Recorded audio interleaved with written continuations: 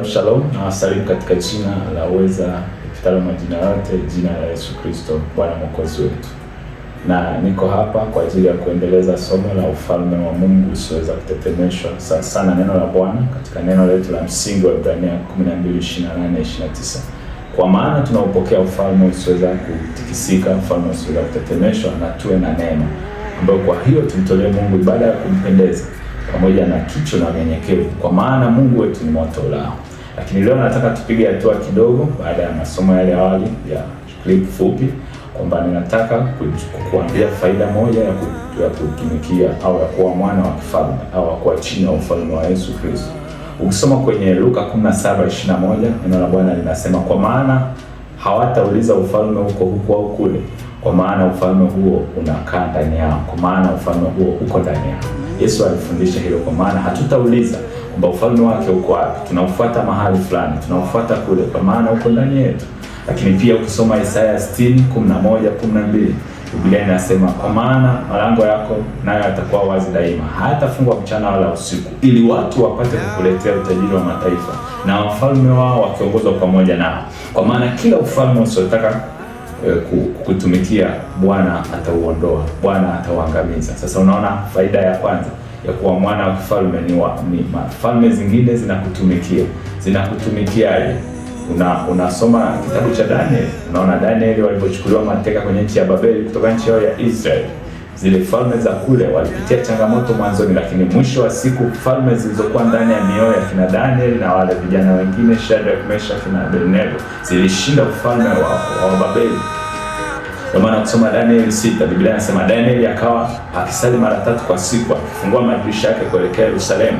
Anaelekea Yerusalemu hapa, alikuwa anajiconnect na ufalme wa taifa lake, ufalme wa kule alikokuwa. Ndio maana mara ya kwanza nilikwambia, mahali utakapoenda, iwe ni mkoa, iwe ni kwenye ofisi ya kazi, iwe ni kwenye familia fulani umeolewa, ni lazima uwe una hakika ufalme ulioko ndani yako unaweza kutawala yale malango. Isipokuwa hivyo ni falme mbili zitapigana, na falme mbili zinapopigana ni lazima hapatakuwa na dispute, patakuwa hakuna amani katika hiyo familia, patakuwa hakuna amani hapo kazini, patakuwa hapana amani kwenye hiyo jamii, patakuwa hapana amani kwenye hiyo nchi. Kwa hiyo ninakushauri mchana leo, kijana unayenisikiliza au mpendwa unayenisikiliza, usimame na uamue kutumikia ufalme wa Yesu ambao hauwezi kushindanishwa na ufalme wote. Falme nyingi ndogo ndogo zinapambana. Falme ya familia moja na falme ya familia nyingine zinaweza kupambana kwa kitambo kidogo, hata kusiwe na amani. Lakini ufalme wa Yesu unapotambulishwa mahali, kunakuwa na amani, kwa sababu Yesu ni Bwana wa amani. Yesu ni mfalme wa amani. Na nataka niombe nawe, siende kirefu sana.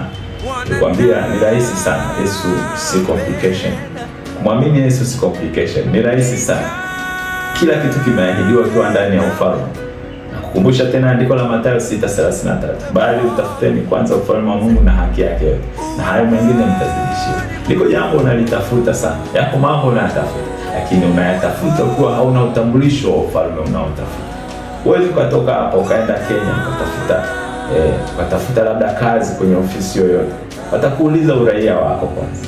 Na hata kabla hujafika Kenya, utakapovuka mipaka kutoka Tanzania na Kenya, utaulizwa haki yako ya kusafiri.